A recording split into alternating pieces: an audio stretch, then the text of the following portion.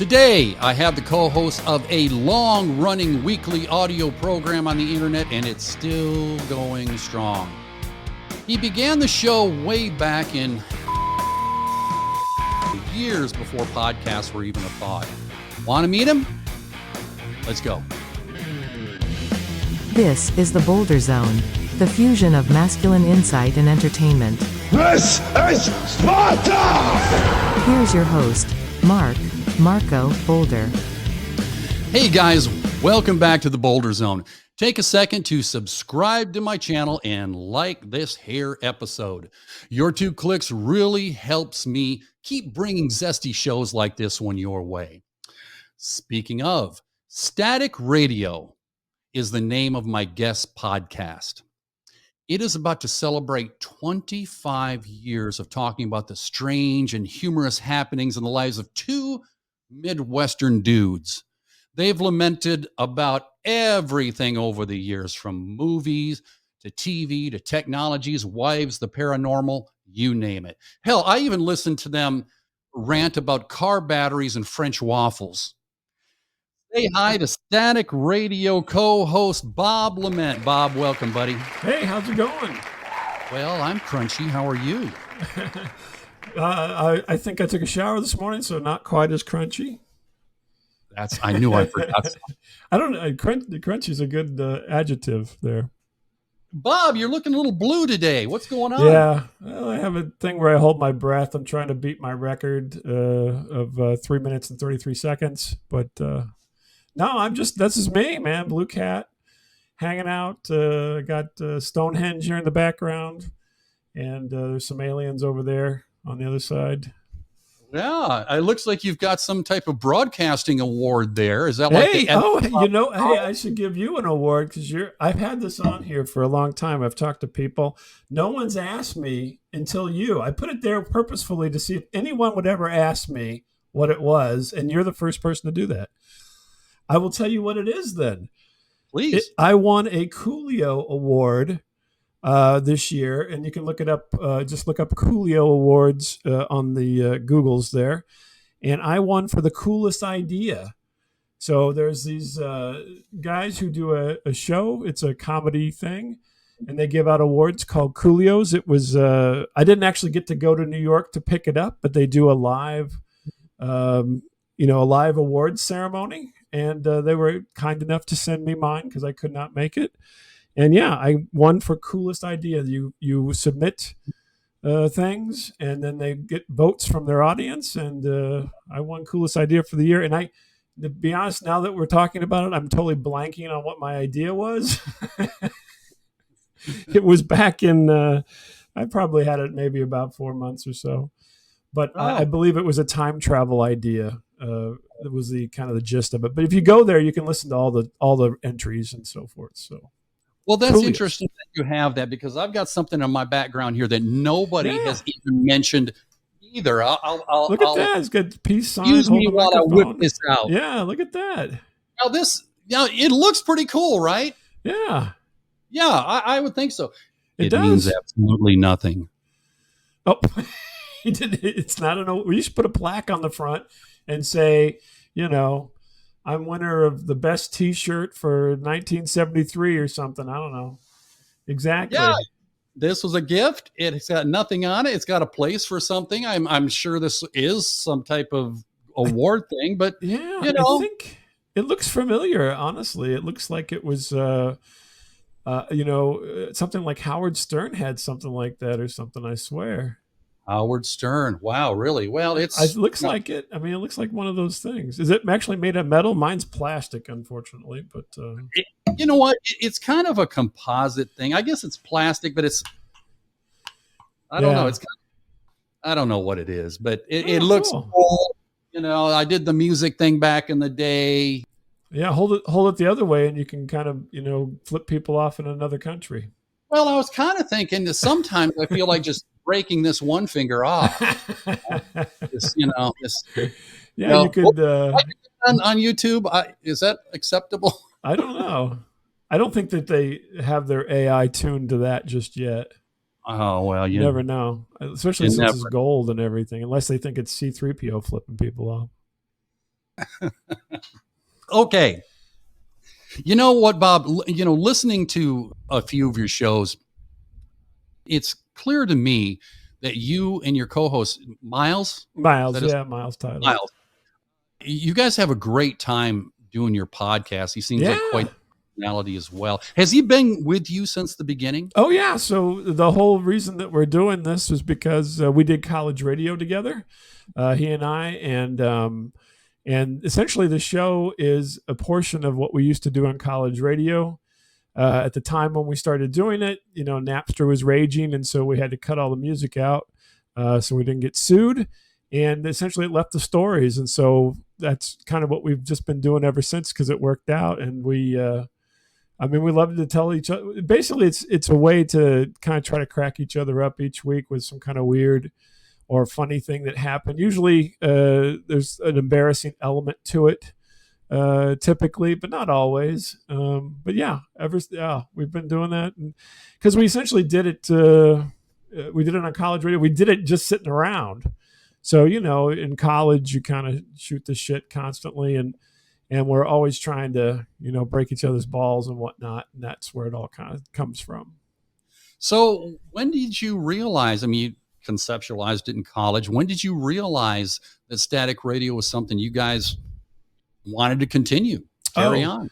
Well, we loved to do it on at the for student radio, for college radio, and it was like we graduated and you kind of move on with different things. It's like, gosh, it would really be fun to do this. And at the time, I had in the job that I had access to a server. Because back then, I mean, server, it's not like now where you just go to, GoDaddy or whatever. Who's your sponsor for that? And you just throw, you throw up a website. That was all, kind of mystery and magic back in those days. And so, but I had access, and I read a book called How to Program HTML in 7 Days. And I put together a website, and away we went. But the goal was always to record. The website itself is really just as a function to get the recordings out. So, and now, I mean, there's all over the place. I mean, it's ridiculous. There's places I don't even know that our show goes to that just gets picked up on all these aggregators and everything, and people are like, hey, you're here, you're there, and I'm like, no, I didn't do it. They just grabbed it. It's out on the internet. What the hell? I'm sure you're okay with that. Oh, I'm fine with it. It's just kind of weird. And I've got an iTunes story for you. So way back when, before this would be back in 2003, I guess. Before podcasting, we got put on a list for Adam Curry, who's the Podfather, etc., of podcasts. We were on this kind of real short list of podcasts, and that became iTunes. They stole Curry's list and then added a few things, and that's what iTunes came out with. And I had somebody send me a note, and they said, hey, do you know you guys are on iTunes? I'm like, really? Go figure. I didn't know. And so they just took it. So it's just been kind of the way it goes. It's not, I don't really care. The whole idea, if you put things on the internet, is somebody's going to, hopefully take it somewhere. And that's what happened. I mean, I don't know. It's just weird how these things kind of migrate, So that's the weird happenstances that happen. The only service. I don't know if this means anything, but the only service who asked was Amazon. They said, would you like to be part of Amazon Music? Yeah, sure. Yeah, why not? Yeah, they sent me an email. They're like, hey, you mind us posting this? Like, no, go right ahead. It was, but that's the only place. Isn't that weird? Yeah, I noticed that you're on basically every platform out there. Is there one that you're missing? I don't know if I am. I mean, somebody will tell me. I mean, there's all these kind of little kind of spurs off of everything, and it's just kind of weird how it all kind of just happens.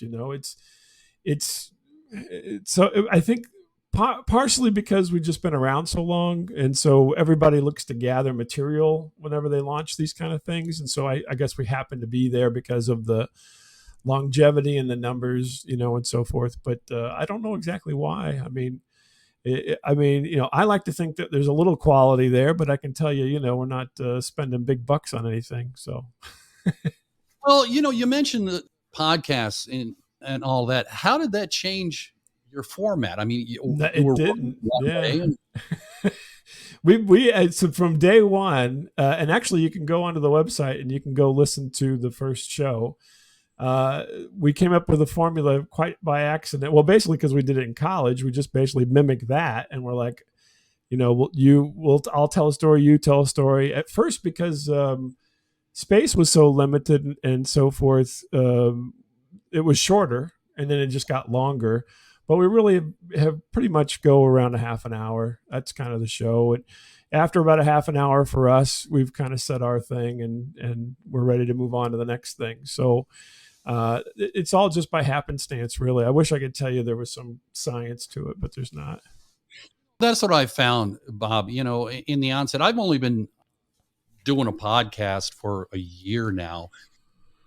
In the onset, I was poring over the YouTube videos and looking at algorithms and listening to the professionals, all that. And finally, I was just like, you know what? That's not fun. Fuck it. I'm just gonna do my show. Yeah. And who wants to subscribe. Love to have you. Come on board. Not saying don't want you, but this whole, chasing all these rabbits down the hole. I mean, I found myself doing more of that than providing content. So Right. Yeah, content is king. You need to just focus on that. Everybody, you can chase your tail a lot, but unless you produce something, it really doesn't matter that much. So yeah. I think that's the way it goes. I mean, whatever floats to the top. I mean, nowadays, the interesting thing, especially like how you and I connected and so forth, that all wasn't around until recent years. And so, it's always a different world. But it's kind of interesting and so forth, but you got to do what you like. I mean, this is really a format and a form which hasn't been available that long, really. I mean, it's been a while, but in the scheme of things, not that long. And it's great because you get to put out some content and have fun and maybe talk to a few interesting people and make your life a bit better. Yeah. I imagine that that's the key to your longevity, is just enjoying what you're doing with a friend. Yeah. Is it much more than that? No, not really. I mean, I always say that it's actually, I didn't say it. Somebody else told me. They go, "Oh, you're having like a 20 plus year conversation." I'm like, "Yeah, that's what it is." Because the funny thing is we talked every week prior to recording after college for a little while, and then this idea struck, and each week we still talk that before we record about how's the kids, how's the wife, how's your dog, what's going on, and then we go in and do our recording. And so it's still essentially the same situation. We just have a transition point to know that we're going to record, and sometimes we can't talk about certain things because all of it's spontaneous. So anyway, we don't know what each other's going to say, and that's kind of part of the fun. Is that I think I don't know if you listened to the one about the ticks, the little creatures, but I saw the yeah, you I saw it. Okay. So I got sprung on me this disgusting story from Miles about him finding a tick underneath his nutsack, and so I'm like, what? I mean, where do you go in a conversation when somebody says, "Yeah, I was in the bathroom and checking myself out for ticks, and I found one under my nutsack"? I mean, you just can't. That doesn't happen in real life most of the time. So, Bob, I think if I was, somebody had mentioned that on the show, my natural tendency, because we're all very sensitive to that area, I'd probably be going like. Yeah, I better check. I was out in the woods recently. Maybe I need to look for a tick. I don't know. You guys have done this for so long now. It's organic. Mm-hmm. It really sounds second nature, and that's what really hooked me into your program. I just enjoyed kind of jumping through, and you've got like 100,000 shows out there, so it's impossible to get to them all. But the ones that I listened to were just They were just fun. They just were just organic, and it was just a conversation between two dudes. And that's why I was like, okay, I don't typically do something like this, but I want to. So this is the guy I've got to have on the Boulder Zone. Oh, there you go. Thanks. Appreciate it. So what do you say? We've talked about your show. Let's just kind of put it on autopilot and see where it goes. Yeah, definitely. You know, we had communicated earlier via email about some subject matter and whatnot. And one thing I'd like to get your opinion on, you talked about movies and TV and all that in your show. What I don't get is the Barbie movie. Bob, Okay. help me get this. I mean, we're talking middle-aged women dressed in pink, dragging their kids to a movie about a once accused body shaming doll that flirts around the edge of misandry, and it's actually blowing up at the box office. Yeah, $1 billion some dollars now. Isn't that crazy? I don't get it. I don't. I'm Well, I don't personally. I don't get it either. I mean, this is no revelation, but I played with Barbie dolls because I've had kids, and so I've been on the floor playing with Barbie and Ken, and we had the Corvette or what have you. I think at the time, and it was fun and all, and I think they had fun. But yeah, I don't get the movie thing. I'll be honest, I have not seen it yet, but I have read about it. And my daughter, who's in early 20s, early 20s, she went and seen it. She loved it. So I'm like, I guess the deal is just that it was kind of fun. And I think right now people needed something fun. I guess, people love to look at Ryan Gosling. I don't know why women get so angry at men for ogling, because they ogle just as much, and that's just proof of it. It's basically Barbie's like an ogle fest. Can I coin that? Ogle fest? Has somebody said Ogle that Fest. Yeah, Let me- you can use that. Put it on a T-shirt. Yeah, yeah. Ogle. I mean, because it's all these, the two main characters, good-looking people who everybody seems to want to look at. I think that's the appeal. I don't know that it's necessarily groundbreaking, or it's not going to be in 10 years. We're not going to go, God damn, that Barbie movie really changed cinema. Right. I don't think so. Well, you know what? We talked a little bit before the show here about the G.I. Joe movie when that came out. You know what? I went and saw it, the Rise of the Cobra Jets or whatever it was called. I don't know, I didn't show up in my old Army BDUs and Oh yeah, the dressing up. Yeah, these chicks, I mean, they're spending Yeah. fortunes on like pink dresses and purses and all this sort of stuff. And it's like, Yeah. hey, if you're having a good time, but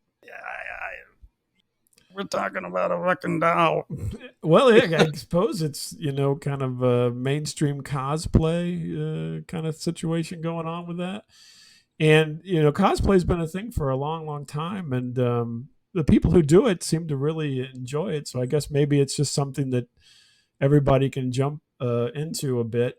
Although I would say somebody needs to make a website for the kind of unfortunate Barbie cosplay, because I'm sure there's a lot of it out there. Because like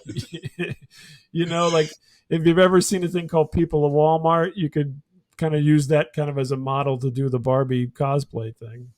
Hey, Bob, I think we should do like a Barbie 2 movie. You mentioned that you played with Barbie dolls, and, Sure. and truth be told, my sisters had them. I had G.I. Joes, and I used to piss them off by popping the heads off and swapping them. And then I'd put my G.I. Joe in their toy box with his head on the Barbie doll, and they lose their minds. Look at that. You're way ahead of the curve on the whole transgender thing right there.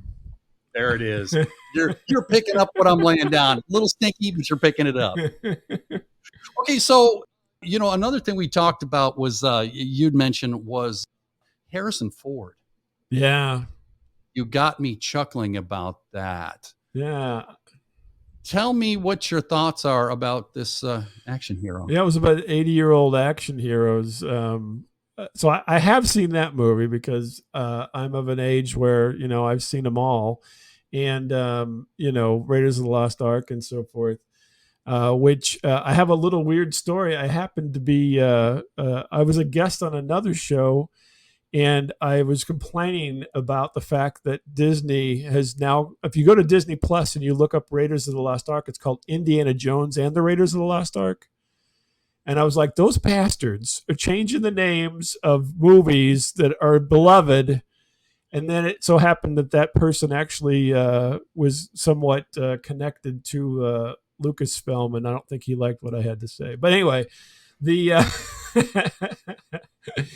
Hang on, Bob. Oh, I'll tell you later who it was.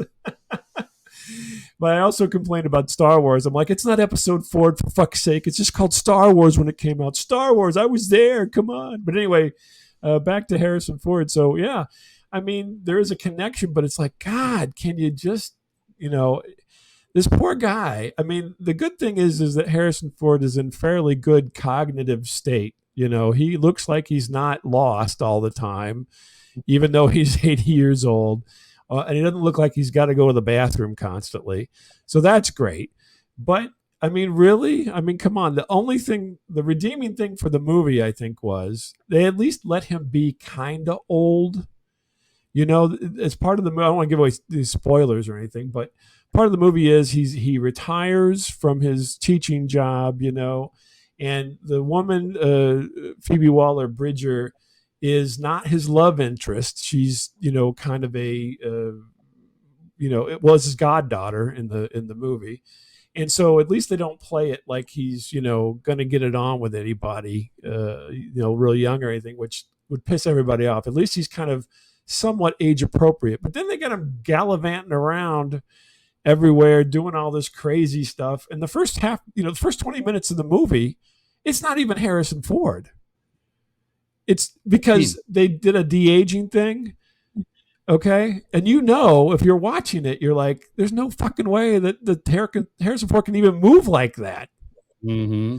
So it's either fake, it's either CG all the way, or, which I think it is, it's partially CG and partially another guy, which there is another guy. If you look on the IMDb, there's a guy, I can't remember his name, but he did all the walking around and everything and jumping and whatnot. And I think he did it for most of the movie.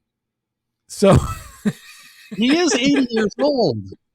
I know, but come on, let him be, at least you got to think about it. So if you go to the third movie, right? So you have Sean Connery playing his father, right? And they were having a thing. Now, Sean Connery was only like, I think 15 years older than Harrison Ford at the time, before he's dead now, but, can I interrupt for a second? Sure, go ahead. I just brought something in my head. Okay, so we'll jump back in that in a second. But have you ever seen the show Blue Bloods? Mm-hmm. Okay, so Tom Selleck is the character, the police chief. Right, yeah, the main guy. The main guy. His father was the police chief before him. Right. Yeah. I found out. He's younger. just a few months ago that Tom Selleck is only like 3 years younger than his father. Yeah, they do that a lot. I was like, holy cats. What's up with that? I can't look at the show the same now. Yeah. But anyway, back to Raiders and Harrison Ford. I do have a question for you, though. Sure. Leather jacket? Yeah. They try not to go into that too much, I don't think. We're in the jungle here. We're in the desert. Damn it, I'm hot. Yes. Yes. Yeah, well, anyway. But then he's old now, so he's cold. So it works. He was hot when he was young. Now he's like, thank God I got this leather jacket because I'd be freezing my balls off here in the jungle. That's right. That's right. And the bullwhip thing. Yeah. You know what? Don't get me wrong. I love the series. It's just fun. It's mindless. It's entertaining. But as I get older, I start to be a little more critical on these when I see them a third and fourth time. And damn, a leather jacket. What the hell? Bullwhip. I mean, I think I'll just keep that gun. Yeah, keep the gun. Yeah, well, yeah, exactly. They have a bullwhip joke in the new one too, so you can watch for that. But Sean Connery didn't do all the same stuff that he does in this movie, and he was younger in that movie than Harrison Ford is now. I mean, it's interesting. I don't begrudge them for trying, I guess, and I think it's good in a way, but it's also good in a way to have an arc, right? So you can't your whole life you can't be, the athletic person doing crazy shit all the time. I mean, even James Bond, they replaced the actor and get him younger so that it seems believable. I mean, Roger Moore was the oldest James Bond, and at a point he was embarrassed by being in the franchise when he did A View to a Kill, which was his last one, I think. And he even mentioned, I'm with these women, they're, so young and so forth. I mean, everybody, I guess, fantasizes about that. I guess all the guys would, well, maybe women too. I don't want to put any limits on it, but there comes a point where it's like, come on, let's, you can suspend disbelief for so long, but this gets to be a little much. But I will say the interesting thing was I watched it and I enjoyed it because I'm a fan, and my wife watched it with me, and she got bored about halfway through. She's like, "This is just too, it's ridiculous." So I guess that says a little something because she watched the other ones and loved them. Especially, she loved The Last Crusade, which is the one that had Sean Connery and everybody, and it was really, I think it really was the end of the series, and now they've done 2 more since then, and you can't feel a money grab. So was it Sean Connery you mentioned that pushed back in the James Bond movie about making out with the young chicks? No, Roger Moore. That was Roger Moore. Yeah. Okay.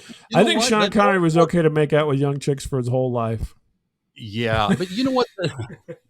Roger, that was far enough back. The Roger, when he was in it, maybe he was pushing back because the blue pill wasn't on the market yet. Well, if I recall, I think that was 87 was View to a Kill.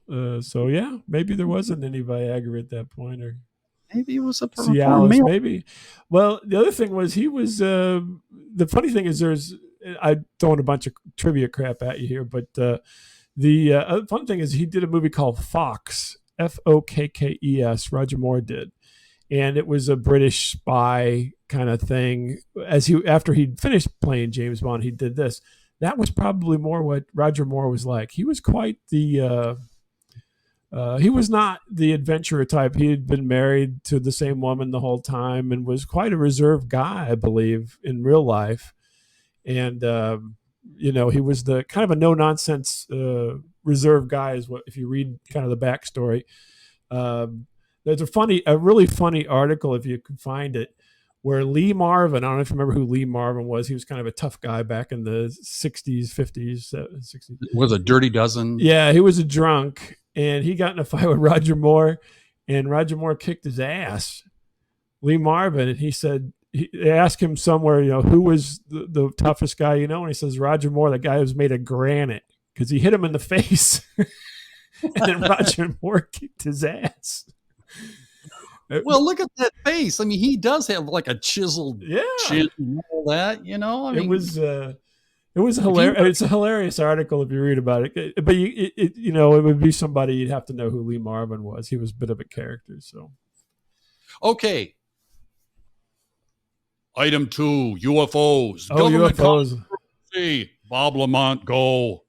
I love UFOs, and it's only gotten better over the last 5 years now. So 2017, the Pentagon came out with these UFO videos and made a big stir in the I think it was the Washington Post published that stuff, and it really kind of upped the game. So I have always kind of been involved in this kind of stuff and interested in this kind of stuff. And I got teased about it a lot because I would, I'd talk about it at lunch or whatever. Hey, if it comes up, I'd love to talk about it. And everybody told me I was full of shit and crazy and all this kind of stuff. And then in 2017, what happens? We get this. Not to say that it confirms everything, because essentially they've not told us shit. They just showed some videos and said, well, we believe there is maybe something, but we're not going to tell you if we got nothing, and all this kind of stuff. And they got some pilots talking about it and whatnot. So, but I can tell you a UFO story because I've had an experience. Oh, yeah. Yeah, I don't know if I even mentioned that to you in our little notes for the show, but yeah. Oh. So back in, I think it was May of 2005, I was I was outside after school with my kids, and I was swinging them on a swing set that we had. And at the time, my son was very young, and he loved to look at airplanes when they went overhead. And so I was swinging them, and I said, if I'd see an airplane, I'd say, hey, look up there, buddy, there's a jet or whatever. And he'd like, oh, that's, great. He's probably about, I don't know, 4 years old, 5 years old, something like that. And then I just happened to look up and see this look like a metallic ball flying through the air straight across. And I just like was stunned, and I was watching it, and I probably watched it for maybe about 20 seconds, maybe. And it went from when I caught it out of my peripheral vision all the way across the horizon in about 20 seconds. And wow. I was like, this is just insane. And so I told the story on to Miles, and he tells me I'm an idiot. And, you sure? And he goes, why didn't you get a camera? And this was before everybody, this is early days cell phone cameras. So if I would have taken a picture, it would have been the grainiest, shittiest picture you've ever seen. And I'm like, I didn't have a cell phone on me, and I didn't have a camera near me. And it was like 20 seconds. I'm like, he wouldn't, oh, whatever, you're full of shit, you're high. Now, the great thing is that obviously the internet was there, and I looked up, I thought, well, this is, after a day or so, I'm kind of pondering this, and everybody's telling me I'm full of shit. And I said, I looked it up for my area, and there was a thing at the time called UFO maps, and somebody else in a nearby town saw the same thing at about the same time. So they were like, probably, I don't know, 25, 30 miles away, and they saw the same thing. And so I'm like, wow, there's confirmation that I did see something, because now I have somebody totally separate, don't know who they are, didn't know they were going to post anything, and they posted it on this UFO maps on the, and I confirmed it. So that was really interesting. But so I don't know. The problem is, you don't know if it's a military thing. You don't know if it's an alien thing. I'm not saying it's necessarily an alien thing, but really interesting that the government has finally, kind of broke the story at a point in time when just about anybody who's got an hour and a slight imagination could make something up. It's kind of sad but true. Yeah, and that's the thing that where I start to doubt, because with AI and all the video software and all this out there now, you can really create anything you want. I mean, you've seen the face morphing, that people have between different celebrities and all that. I wonder how they're going to control that. They're not for a while, at least. I think that's going to be that's going to be the next decade's, kind of thing is, I mean, you've seen so many things with Biden and Trump and people doing fake videos, and there's a Tom Cruise one floating around that was really good. I don't know if you've seen some of that, but that's why I think to kind of veer off into another subject, why the SAG strike is so important for those people is because they're getting phased out. You know what I mean? Harrison Ford can make movies into his 80s as an action star. Who the fuck needs a new person? You know what I mean? He'll die here in the next 10 years or 20 years, and they'll still make movies with Harrison Ford because they've digitized his head and they can stick it on, anything. Well, that's the same thing as similar to the writer's strike that happened a while ago. I mean, those guys, still going. Yeah. You plug what you want into AI and there's a script. It does. And I've got some friends who are authors, and they've played around. They said it actually doesn't do a terrible job on some stuff. And, I'm like, gosh, what's the point? That's part of to me, part of the fun of doing things like you and I are doing, even, is the fact that we get to be a little creative. We get to think on our feet and do some stuff. What if you could put in, hey, I want to see, a guy in a vintage T-shirt talk to a blue cartoon cat, and it just kind of out of whole cloth comes popping out of something. What fun is that? I mean, Right. it wouldn't be. I can tell you, it wouldn't be the same because now, if you watch YouTube videos or anything, you watch anything, you can kind of tell if it's been AI produced or AI run through the AI machine. There's so like I love to watch, to my wife's detriment. I love to watch all these things on Tubi and Pluto TV and stuff. They're all these terrible documentaries. And I cannot watch anything past 2021 because there's so much AI in the script, in the voice, and in the video that it's unwatchable. And you Mm-hmm. can tell, in 1999, the Sudan was just a desert, and today What it was it? flourishes. There was a movie that had the four classic actresses in it, and I don't follow cinema that close, but it just came out, I think, this spring or early summer or something like that, where it had Jane Fonda, I think Lily Tomlin. Yeah, Bradford. I want to say it had something with Bradford was in the name. I can't remember the Brady's something or something like that. Yeah. Now, I didn't go and see the movie, but I looked at the clips, and you look at those women's faces, and they got to be pushing 90 or something. Sure. I don't know. Jane Fonda. Their faces are AI. I mean, Mm-hmm. they're all like Yeah. perfect filtered or whatever. Yeah. I don't think it's to the level of technology yet where it can be just completely natural, because when I was looking at the trailers, I was like, Mm-hmm. Yeah. Well, that's oh actually no, kind she of a looked like that. that's She a looked like fun that back in pastime there. 1840. My wife and I love to sit and watch television and stuff and say, "Look how fucked up that woman's face is." It's terrible. We're saying that, but we're like, look at Nicole Kidman. She doesn't even look real, just Oh to name wow. names. And then we'll see Yeah. somebody like, who was it the other night? We were watching something and we're like, gosh. Actually, the funny thing is, in Indiana Jones, Marion pops up from the first movie again, and they have a scene together and so forth, and she looks like she probably should look.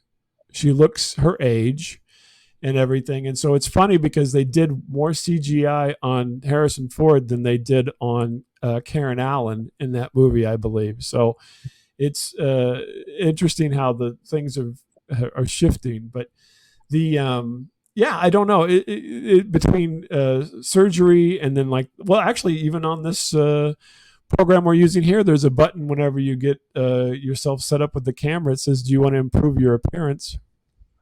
I saw that, and truth be told, I had a guy that was helping me out a little while back, and he pointed that out to me, and we used it Yeah. on a show, Mm-hmm. and awful. Yeah. I Yeah. I, I mean, it's like I looked like We GI Joe. flattened you out. Yeah. Yeah, like The you know what? I'm not that vain. the hilarious So, thing is I work with a bunch of women and they all use it. They all use mm, it because I was on a meeting and I was joking around because somebody didn't know about it, and I said, "Oh yeah, you got this button." It was in Zoom, was the program, and I said, "Yeah, this button in Zoom. It'll kind of push out the wrinkles, flatten out the wrinkles for you." And then I was showing them on my face, which is wrinkly, and they were like, "Oh my gosh, I got to do that." So two of them were already doing it. They were like, and the third one was like, "Oh, I had to figure this out." And so I showed her how to do it. But yeah, all of these people in everyday life are using this technology. And I'm like, it's kind of ridiculous. I mean, if you remember, go way back here to the Jetsons. Remember Jane Jetson used to put on a fake face to get on her video call at the beginning. I think it was even in the intro, but we're there. It's happening, except you don't have to put on a rubber mask. I'd use a cartoon myself here, but you don't have to put on a rubber mask, but you just click a couple buttons and voila, you look younger. well, Bob, going back to the whole AI thing, I like to write. I've got a blog out on my bolderzone.com, and but I'm trying to save time. You know, I like producing content and doing things like this. And so I actually took something, actually, I stripped the audio out of a show and then did the text transition Right. of Yeah. it. Yeah. And I put it in AI and they rejected it. It had too many expletives and other things. You know, they wouldn't do it. Oh, really? I mean, it was yeah, it rejected. I figured, oh, this will save some time. It'll fix my grammar and all these problems that I have in my speech. And it was like, nah, you do this. That. I was like, oh, I think they're trying to police themselves before they get policed. yeah. So you know what? I've done it. I clicked the button in this software, didn't like it. I ran my show through that and they rejected it. So me and AI, we ain't mates. I've been rejected by AI. Can you believe it? That'll be like the ultimate letdown for the people in the future. My AI girlfriend dumped me. Oh man. You know what? We could vibe on that for a while. With these real live dolls that I've seen, that you can buy, and they're getting so they can practically walk and and insult you like a real woman. It's crazy. Insult you like a real woman. That is a piece of marketing for that doll. She looks good. She's compliant, and she'll insult you like a real woman. I told you to take the trash out. Now fuck me. Whatever. But not until you take the trash out. But not until you take the trash out. No nums till the trash goes out. They've always said a long time ago. I worked in a video store. That's probably part of my knowledge for all this stupid movie stuff comes from there. But I worked in a video store, and they said basically video technology was constantly pushed forward by pornography. So the reason that we had VHS instead of beta was because that's where pornography got released, because it was cheaper. And so the pornography industry basically pushed VHS to be the cassette of choice back in the day. And so they always talk about you're going to have robot servants and everything. The first robot is going to be a sex robot, because that's what happens. That's what pushes everything forward. Bob, they already have them over in Japan. Yeah, well, there you go. Video on YouTube. I mean, they have sex robots now that they're building over there. That'll be the first mainstream kind of commercially available kind of thing, to where you can easily get a hold of it. And it's not something that's wildly, priced out of everybody's reach. It'll be sex robots, yeah. And then eventually they'll get around to doing other stuff, doing the dishes and what's going to happen to women? Yeah. And I'm curious how women are going to respond to this. Because they've already had a sex robot for all these years, for Christ's sake. It just was handheld. They're way ahead of the curve. They don't. There's fits in a drawer. That's right, exactly. It takes a couple batteries, what have you. There's been no need for men for quite some time. What's wrong with you? You got a sex robot? You need something mechanical for sex? Wait a minute. A realization all of a sudden. You're right. Well, no, wait a minute. Mine's not a whole body, though. Come on. That's what it'll say. Yeah. I mean, think about, maybe that's why Barbie's so popular right now, is because everybody's waiting for their Barbie sex doll.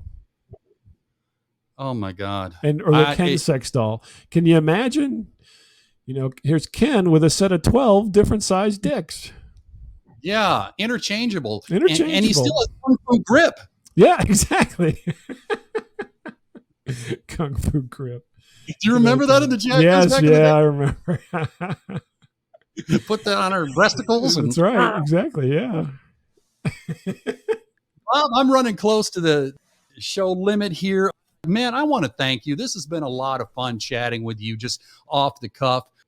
I wish you much success with your show. I think it's quite a milestone that you guys are looking at 20 5 years of doing this. Yeah. I mean, now that you say that, and then Miles is going to hear it, and he's going to say, "You need to buy me something." Yeah. Be like an anniversary or something. You need to buy me something. Isn't it the diamond or something like that? Yeah, hand him that award. Here you go, buddy. Yeah, You yeah, can hold it. exactly. I say, yeah, you can have I've had my Coolio for a year now. You can have it for a year. Yeah, set it on your animated That's desk. right. You can set it on your desk.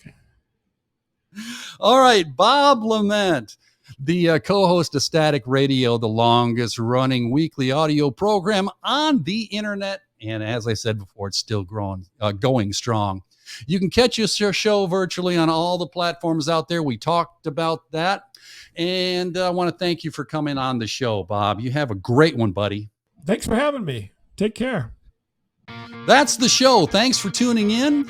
For show appearances and zesty personal insights, bolderzone.com. Bolderzone.com is where you need to go. Check out my blog while you're out there. It's your one-stop shop for helpful self-improvement articles, and it's growing weekly. Ladies, do not forget, if you are really interested in learning how to get a leg up in the relationship game and you need to talk to a man, here I am.